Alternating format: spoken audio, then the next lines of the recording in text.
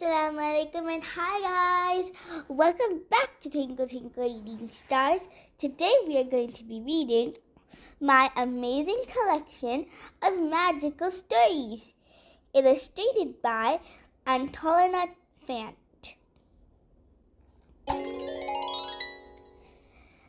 Fairysaur Surprise. It was Fairysaur's birthday. That night, there was going to be the biggest party Fairyland had ever seen, so all the fairies could celebrate with her. The only problem was none of them could think of a present to get Flyus, and they were starting to panic.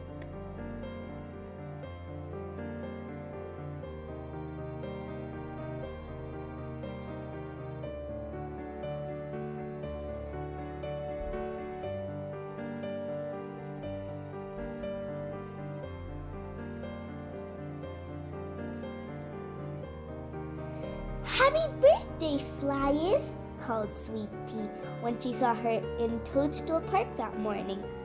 But instead of stopping to talk with her, Sweet Pea fluttered past as quickly as she could and landed next to Birdie and Bee.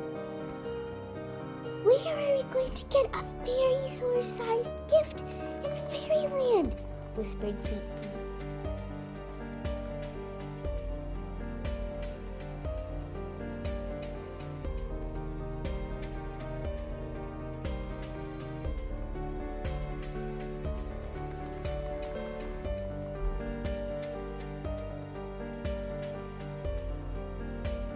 Her friends shrugged.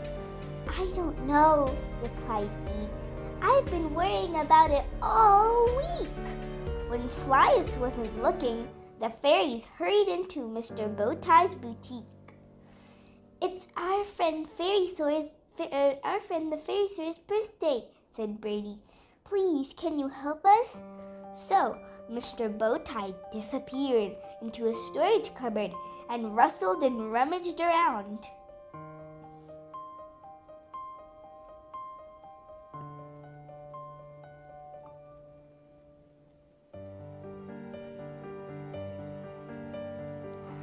When he came back, he was carrying a huge pile of clothes. "How about these?" he asked.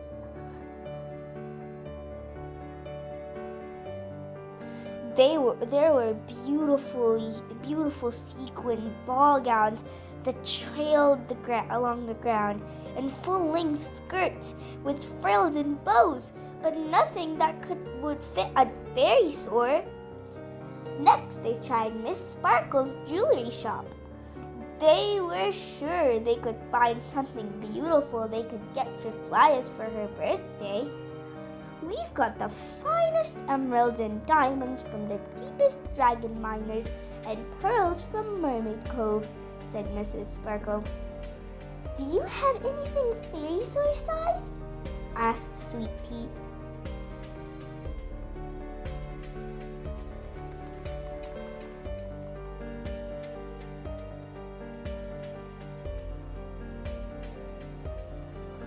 Miss Sparkle looked nervous, and then she disappeared, just like Mr. Bowtie had. When she returned, she showed Sweet Pea a sparkling tiara, helped Bee try on 12 different colored rings, and put on a long gold necklace around Birdie's neck as she twirled in front of the mirror. But a fairy-sized necklace wouldn't fit a Fairysaur.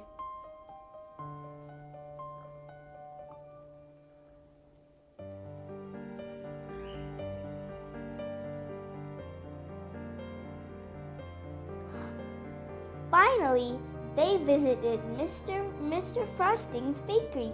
He was famous for baking the biggest cakes in all of Fairyland, and Sweet Pea stared up at all the delicious treats that towered high above them.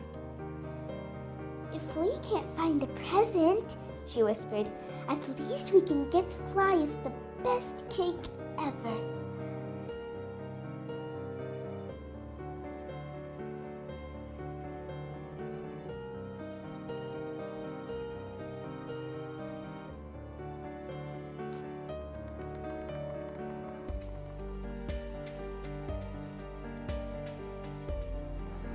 fairies spent the whole afternoon tasting gooey chocolate cakes, bubblegum pies, and marshmallow whirls until they couldn't eat another bite. But then they thought about Flyas.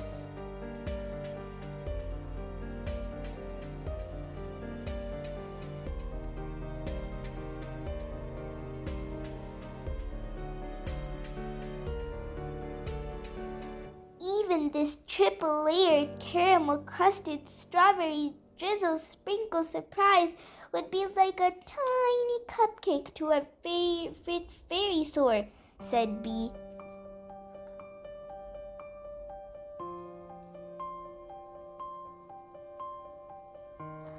On the way to the party, Fly's friends were nearly ready to give up.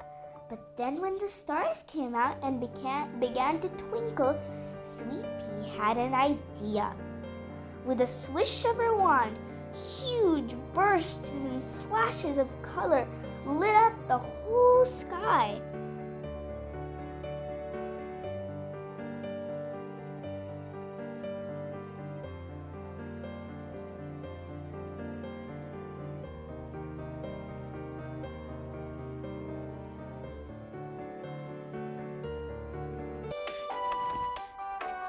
Happy birthday, she called when Flyas arrived, and everyone clapped and cheered. Then the other fairies swished their wands too. Soon, it was a huge fireworks show fit for a Fairysaur. Thank you, everyone, called Flyas. This is the best present ever.